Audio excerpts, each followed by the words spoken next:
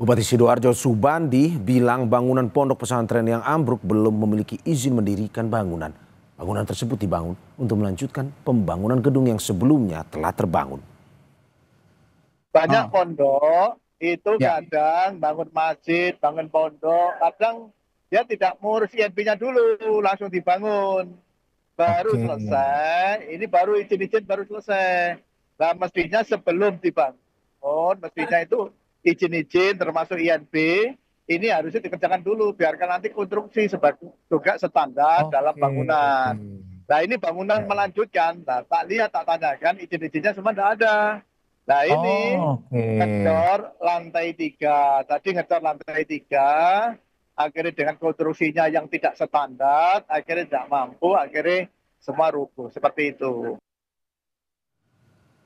Sementara itu satu korban selamat ambruknya pondok pesantren Al-Kozini di Sidoarjo, Jawa Timur berhasil dievakuasi. Korban berhasil dievakuasi oleh tim Basarnas. Korban langsung dibawa ke rumah sakit. Dan sampai saat ini tim SAR gabungan masih terus mencari dan mengevakuasi korban ambruknya pesantren Al-Kozini. Sampai saat ini 44 korban luka masih mendapat perawatan, sementara satu orang meninggal dunia.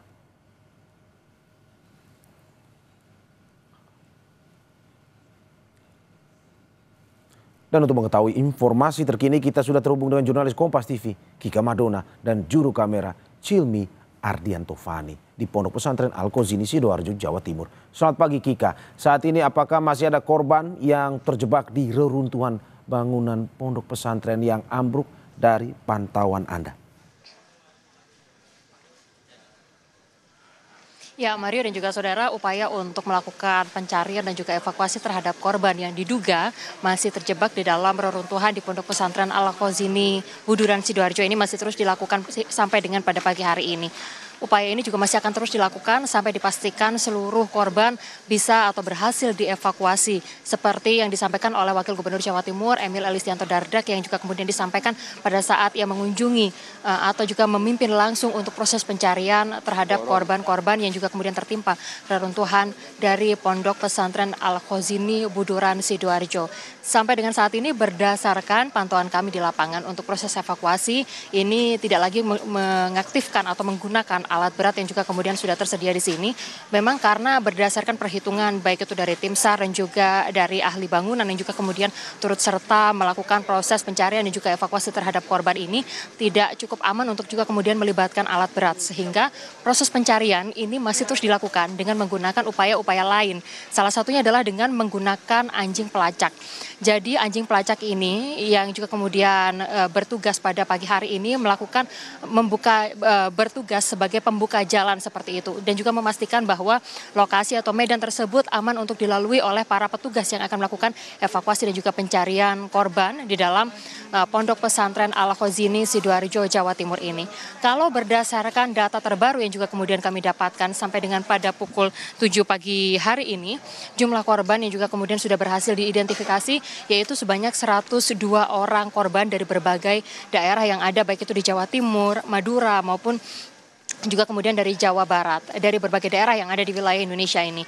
Namun saat ini berdasarkan pantauan kami di lapangan, anggota keluarga korban yang juga masih melakukan pencarian baik itu terhadap anaknya, kerabatnya maupun saudaranya, ini juga masih terus berdatangan untuk memastikan apakah dari nama-nama yang juga kemudian sudah masuk di dalam 102 orang list tersebut atau nama-nama tersebut, ini ada nama dari anggota keluarga yang sedang mereka cari. Jadi saat ini untuk memastikan jumlah korban dari tim BPBD dan juga tim SAR juga kemudian membangun posko, yang mana di posko tersebut juga merupakan pusat informasi yang juga kemudian berisi informasi terkait dengan korban-korban yang juga kemudian sudah berhasil untuk kemudian dievakuasi seperti itu dan juga saat ini sedang menjalani perawatan di 4 rumah sakit yang ada di wilayah Sidoarjo, Jawa Timur. Di antaranya adalah di Rumah Sakit Siti Hajar, RSUD Sidoarjo dan juga Rumah Sakit Delta Surya Sidoarjo. Jadi saat ini korban-korban yang juga kemudian sudah berhasil untuk kemudian dievakuasi dilarikan ke 4 rumah sakit tersebut untuk mendapatkan perawatan secara intensif. Sementara itu saudara, seperti yang disampaikan oleh Gubernur Jawa Timur Khofifah Indar Parawansa, bantuan logistik juga masih akan terus berdatangan. Baik itu misalnya air, lalu juga kemudian dapur. Di sini juga kemudian sudah didirikan dapur umum untuk para korban dan juga anggota keluarga yang sedang menanti kabar baik dari anggota keluarga mereka yang saat ini diduga tertimpa reruntuhan dari Pondok Pesantren Al-Khozini Buduran Sidoarjo ini bisa segera ditemukan. Sehingga untuk pasokan logistik dipastikan hingga saat ini juga masih terus akan disuplai oleh pemerintah Provinsi Jawa Timur, baik itu air, kebutuhan logistik lainnya, serta kemudian oksigen. Ambulan juga berdasarkan pantauan kami juga masih terus berdatangan untuk berjaga-jaga dan juga bersiaga untuk mengantarkan jika ditemukan adanya korban yang juga kemudian berhasil dievakuasi ini supaya mereka bisa langsung mendapatkan perawatan secara intensif di 4 rumah sakit yang juga kemudian disiapkan oleh pemerintah Provinsi Jawa Timur. Seperti yang disampaikan sebelumnya, bahwa terkait dengan pembiayaan dari perawatan atau obat-obatan yang juga kemudian dikenakan terhadap para korban ini nantinya akan ditanggung oleh rumah sakit daerah dan juga rumah sakit Provinsi Jawa Timur.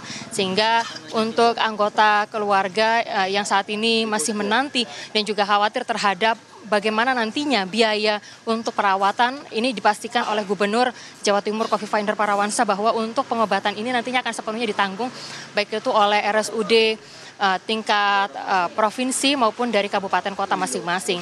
Sementara itu saudara, hingga saat ini untuk sejumlah pejabat yang juga sudah melihat langsung dari lokasi kejadian ini ada beberapa. Di antaranya adalah dari Wakil Gubernur Jawa Timur Emil Elistianto Dardak yang memastikan juga bahwa proses evakuasi masih akan terus dilakukan sampai seluruh korban berhasil untuk kemudian diselamatkan.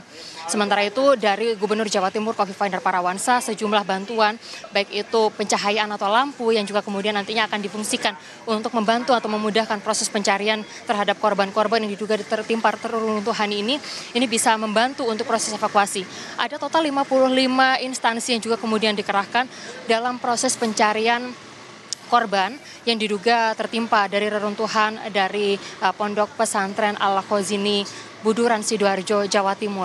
Dan kemarin juga sempat disampaikan oleh Bupati Sidoarjo Subandi yang menyatakan bahwa setelah terjadinya peristiwa ini, nantinya pemerintah Kabupaten Sidoarjo akan melakukan audit terhadap bangunan-bangunan baik itu pondok pesantren, lalu juga masjid yang juga kemudian tidak memiliki izin mendirikan bangunan sehingga nantinya terkait dengan peristiwa ini, untuk peristiwa ini Subandi menyatakan bahwa nantinya ia akan juga mencari tahu apa sebetulnya penyebab pasti runtuhnya bangunan di Pondok Pesantren Al-Khozini Sidoarjo, Jawa Timur. Sehingga nantinya proses audit akan dilakukan terhadap bangunan-bangunan tersebut. Demikian Mario.